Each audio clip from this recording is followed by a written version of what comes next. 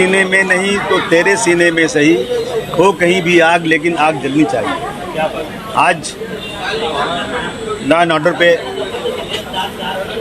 अल्पकालीन चर्चा थी। मैंने इसमें बताया कि लॉ एंड ऑर्डर जो संभालने वाले हैं वही तो गड़बड़ कर रहे हैं।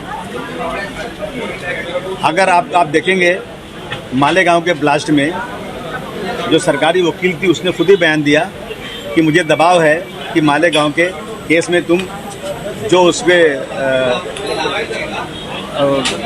पकड़े गए हैं लोग उसके उनके साथ में नरमी बरतो। और यही हुआ कि 35 के 35 विटनेस जो 164 का स्टेटमेंट दे चुके थे, एटीएस ने दिया था कोर्ट के अंदर, वो सब के सब आके कह रहे हैं कि हमें बंदूक लगाकर हमसे स्टेटमेंट लिया गया, गवाही दी गई। मतलब क्या सब छूट जाएंगे 35-35?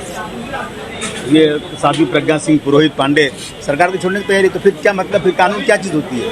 और अभी एक फिल्म आई थी, मैंने वही बात बोला वहाँ पे कि एक झूठ के ऊपर ये लोग काम करते हैं। एक फिल्म आई कश्मीर फाइल, एक हरियाणा के हमारे हिंदू भाई हैं, उन्होंने जम्मू एंड कश्मीर से एक आरटीआई निकाला और उस आरटीआई में है कि 30 सालों में जो आतंकवाद हुआ है कश्मीर में, जन्म जब से हुआ है, जब से आज तक 724 लोग, शायद मुझे कुछ गिनती यहाँ हो सकती है, इतने लोग वहाँ पे आतंकवाद के शिकार हुए। और उसमें सिर्फ 89 पंडित हैं, बाकी सब मुस्लिम और थोड़े से पंजाबी। इन लोगों ने पंडित को हटा दिया वहाँ से। मुसलमान कह रहे हैं हम रहो भाइयों, हम साथ में रहेंगे आपके, हम लड़ेंगे। मुसलमान भागने वालों में से एक गिनती के लोग हैं, सारे मुसलमान मारे जा रहे हैं, लड़ रहे हैं कश्मीर में। और आप जो है बता रहे हो कि मुसलमानों ने वहाँ पर पंडितों के साथ जुल्म किया। ये मतलब क्या, ये झूठ क्या पुलंदा। आपने एक फिल्म दूसरी लाया केरल की, उस फिल्म को देखने के बाद हिंदू भाइयों के दिलों में नफरत पैदा हो रही मुसलमानों के बारे में कि लड़कियाँ वहाँ भेज दिया, यहाँ भेज दिया। क्योंकि केरल जो है ना, वहाँ बीजेपी सरकार नहीं है। मैं इसे पूछना चाहता हूँ, अभी महाराष्ट्र में मार्च, जनवरी, फरवरी, मार्च तक 23 मार्च की रिपोर्ट है कि 5610 बच्चियाँ गायब हो गई, मिसिंग हैं। उसकी फाइल बनाओ, उसको भी दिखा दो। और अभी जो वहाँ हो रहा है मणिपुर में, मणिपुर का जो नंगा नाच है, उसकी फाइल बनाओ, प्रधानमंत्री से बोलो उसको प्रमोशन करो, क्योंकि इंसाफ पे चलेगा ना, देश इंसाफ पे चलेगा। तो इसके ऊपर हंगामा करते हैं। वंदे मातरम पढ़ना पड़ेगा, वंदे मातरम पढ़ना पड़ेगा। ये वंदे मातरम अगर इस देश को दिखाने के लिए कि जो पढ़ेगा वही देश को चाहने वाला है, वही देश को समर्पित है, तो कुछ बात हो। कोर्ट कहता है, सुप्रीम कोर्ट कहता है, हाई कोर्ट कहता है कि पढ़ना कोई ज़रूरी नहीं है। मेरा मज़हब कहता है कि अल्लाह के आगे किसी के आगे सर मत झुकाओ। मैं भारत माता की जय बोल रहा हूँ, मैं सारे जहाँ से अच्छा हिंदुस्तान बोल रहा हूँ, मैं इस देश के लिए कुर्बानी दे रहा हूँ। ये कौन होते हैं ये लोग जो तलवे चाटने वाले अंग्रेज़ों के थे? मुझसे कौन होते हैं सर्टिफिकेट मांगने वाले? सर्टिफिकेट मुझको उनसे मांगना चाहिए। और ये लोग जो हाउस के अंदर शोर करके नफरत के पुजारी हैं। मेरे घर के नीचे आज पुलिस लगी हुई है कि वहाँ पर लोग आने वाले हैं, मुझे ज़बरदस्ती ये जो है सबक सिखाने वाले हैं कि तुमने कैसे ऐसा बोला कि मैं वंदे मातरम नहीं पढ़ूंगा।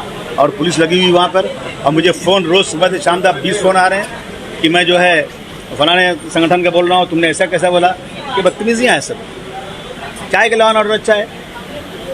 श्री शरद पवार जी को फ़ोन आ गया धमकी का, छगन भुजबल जी को आ गया, मुझे आगे आ रहा है। क्या है कि लॉ एंड ऑर्डर अच्छा है? सर मुद्दा ये है कि आपने कहा सिर्फ 89 कश्मीरी पंडित मारे गए हैं 30 साल में, सिर्फ इस शब्द को लेकर के आपत्ति जताई बीजेपी। मैं कह रहा हूँ मेरे पास यदि एक जम्मू एंड कश्मीर सरकार का आरटीआई में जवाब है तो मैं क्या कहूँ कि 2000 मारे गए हैं? जो मेरे पास जवाब है वही तो बोलूँगा। तो या तो फिर जम्मू एंड कश्मीर की पुलिस गलत दे सकती है क्या? किसकी बात मानी जाएगी? जो उसमें लिखा है वो बोल रहा हूँ। जो कश्मीर फाइल फिल्म है वो हकीकत पर दिखाया गया है? बिल्कुल नहीं, गलत दिखाया गया है। कश्मीर फाइल भी गलत दिखाया गया है, और अभी जो बनाई गई केरल पे फिल्म वो भी गलत बताई गई है।